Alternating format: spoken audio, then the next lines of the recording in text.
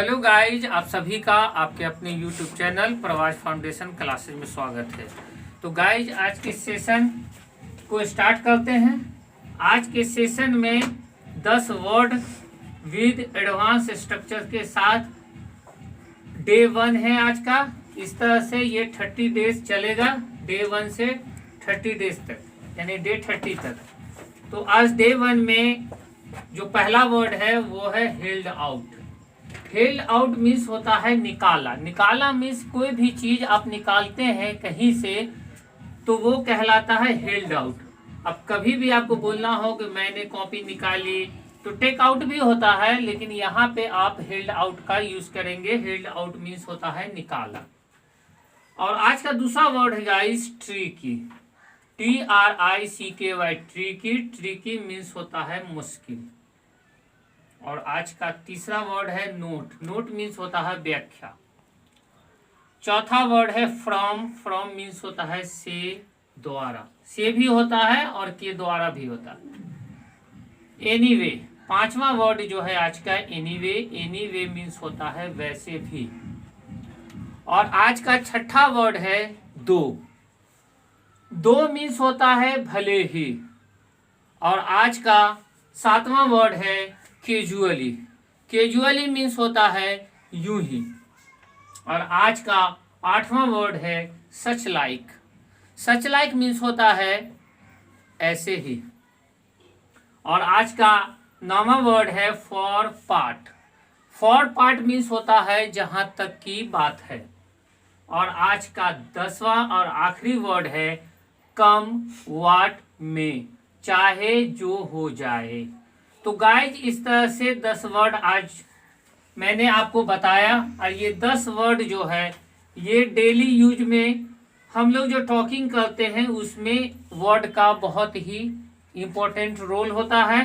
तो इसीलिए हम every day at least 10 word तो याद करें ही, और साथ में इसे हम अपने स्पोकन में यूज करें। इसीलिए कि टॉकिंग करने के लिए दो ही चीज का जानना जरूरी है, वोकैब का और स्ट्रक्चर का। तो मैं बेसिक स्ट्रक्चर भी मैं आपको पढ़ा रहा हूं, तो अब अल्टरनेट करके पढ़ाऊंगा। वीक में 2 दिन अब बेसिक पढ़ाऊंगा, और 4-5 दिन जो बचा उसमें मैं आपको एडवांस स्ट्रक्चर और ये जो कुछ वोकैब है जो कि डेली यूजेज वोकैब है, तो डेली का मैं 10-10 पढ़ाऊंगा। तो हेल्ड आउट मीन्स आपने देखा कि निकाला। तो इस तरह से 10 वर्ड है। आप नोटबुक निकालें, पेन निकालें, और इसे जो आपको आता हो उसे आप नोट डाउन न करें, लेकिन जो आपको आता हो नहीं आता हो उसे आप नोट डाउन करें। तो एडवांस स्ट्रक्चर आज का है गाइस विद ग्रेट डिफिकल्टी, बड़ी मुश्किल से। और दूसरा जो एडवांस स्ट्रक्चर है आज का वो है शो मी टू V1 और object. Show me to V1 object होता है, तो इसका मतलब होता है करके दिखाओ। करके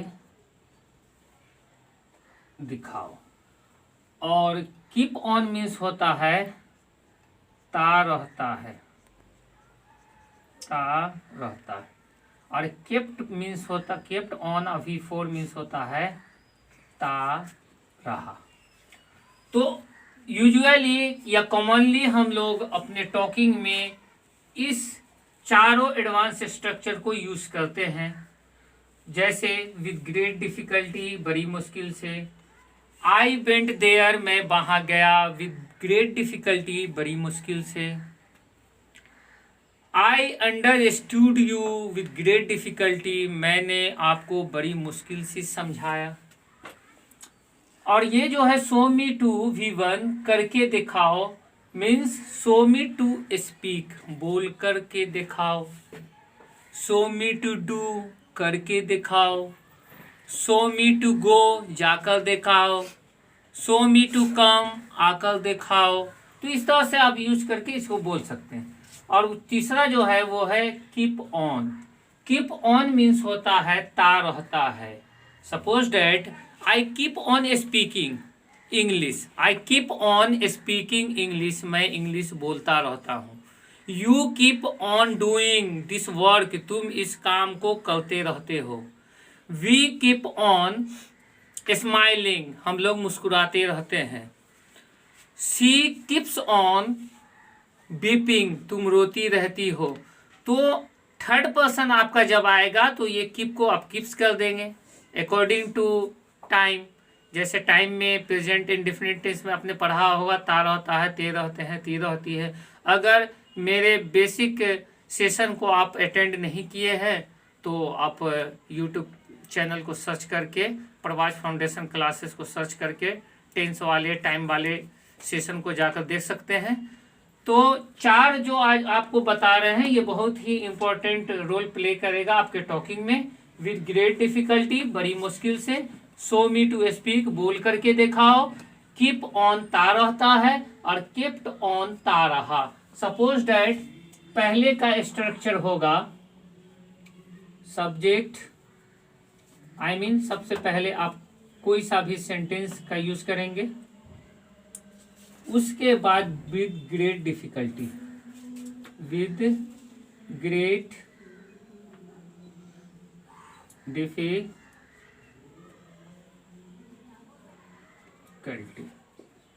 तो एक एग्जाम्पल देकर आपको समझा रहे हैं। We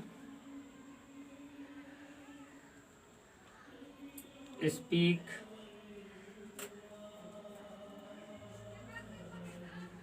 English with great difficulty. It means हम लोग बड़ी मुश्किल से इंग्लिश बोलते हैं। आप इस तरह से वी को, बी के रिप्लेस में आप कोई सा भी पर्सनल प्रोनाउन दे देंगे, यहाँ पे कोई सा भी वर्ब देंगे, यहाँ कोई सा भी ऑब्जेक्ट दे देंगे। विद ग्रेट डिफिकल्टी तो सभी लाइन में रहेगा ही। तो इस तरह से आप बोलकर प्रैक्टिस कर सकते हैं। तो ये तो हो गया पहले एडवांस स्ट्रक्चर का। अब गाइस मैं आपको समझाऊंगा दूसरा स्ट्रक्चर।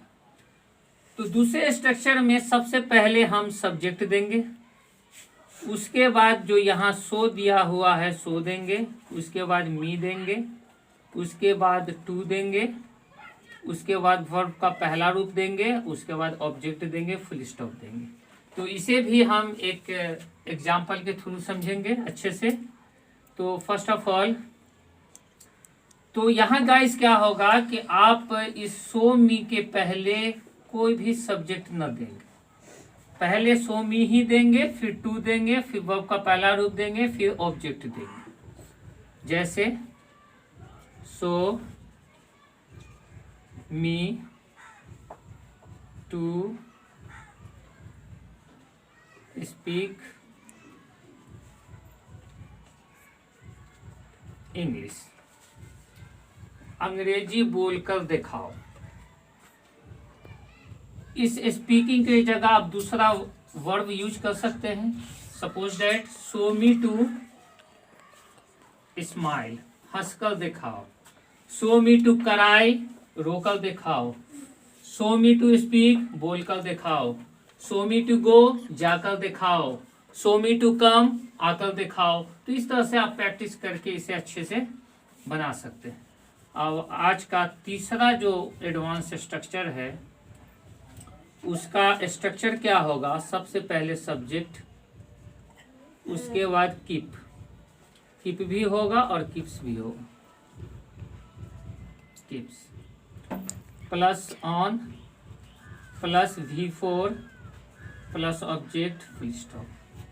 तो सबसे पहले आप सब्जेक्ट देंगे, उसके बाद कीप या कीप्स देंगे, उसके बाद ऑन देंगे, उसके बाद वर्ब का चौथा रूप देंगे, उसके बाद ऑब्जेक्ट देंगे।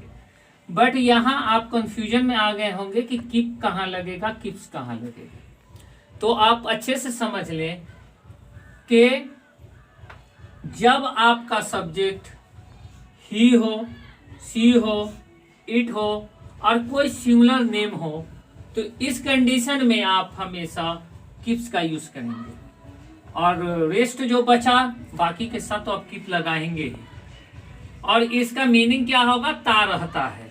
और एक चीज और आप यहाँ समझें कि प्रीपोजिशन जो अपने बाद वर्ब लेता है, तो प्रीपोजिशन अपने बाद जब भी वर्ब लेगा तो आईएनजी फॉर्म में लेगा, आई मीन्स वर्ब के चौथे रूप में लेगा। तो हमेशा के लिए इसे आप याद कर लें बिकॉज क्योंकि कंपटीशन में इस तरह का सेंटेंस आपको दे देगा, कहेगा यहाँ फिलअप करने के लिए कि वर्ब का पहला रूप लगेगा या दूसरा रूप लगेगा। तो उस कंडीशन में आपको जब ये अच्छे से समझे हुए रहेंगे तो हमेशा के लिए आप समझ जाएं कि प्रीपोजिशन जब भी वर्ब लेगा तो अपने बाद हमेशा चौथे फॉर्म में ही लेगा। आई मीन उसके साथ आईएनजी लगा होगा। आईएनजी जब वर्ब में लगाते हैं तो चाहे तो वो जिरंड फॉर्म में आ जाता है और चाहे तो वो चौथे फॉर्म में आ जाता है। जब जिरंड फॉर्म में आता है तो वो नाउन का वर्क करता है। तो ये जिरंड वाले सेशन में फिर अच्छे से आपको मैं बताऊंगा। अभी चूंकि जिरंड में बता नहीं रहा हूं तो अभी आपको सिर्फ इतना ही याद रखनी है कि प्रीपोजिशन अपने बाद जब भी वर्ब लेगा तो वो चौथे फॉर्म में लेगा, आई मीन आईएनजी फॉर्म में लेगा। तो यहाँ ऑन प्रीपोजिशन है आपका, तो प्रीपोजिशन के बाद वर्ब का चौथा रूप होगा। तो आप इसे आप अच्छे से एक सेंटेंस के द्वारा समझेंगे। तो suppose that he keeps on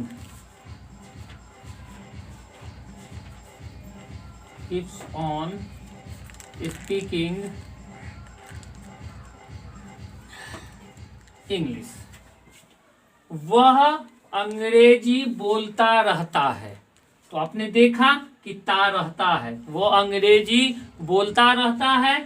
तो वह अंग्रेजी बोलता रहता है तो आया यहाँ, जैसे मैंने आपको बताया था पहले कि ता रहता है तो अंग्रेजी बोलता रहता है।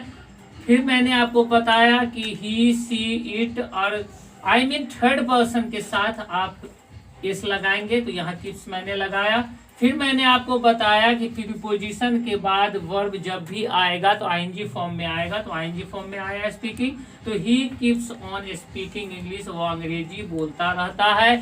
शी कीप्स ऑन स्लीपिंग, वह सोती रहती है।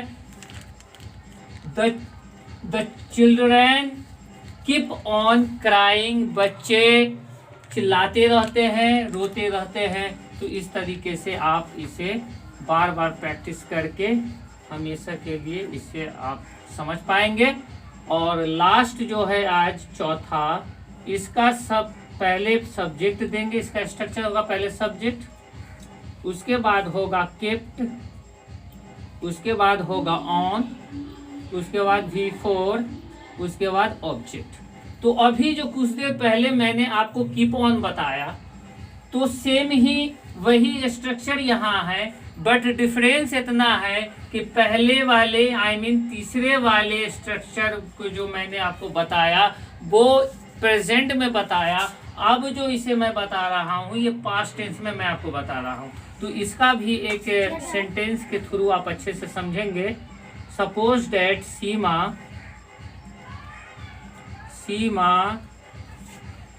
kept on speaking English.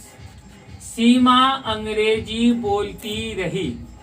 तो ता रहा, ते रहे, ती रही पहले मैं आपको बता चुका हूं।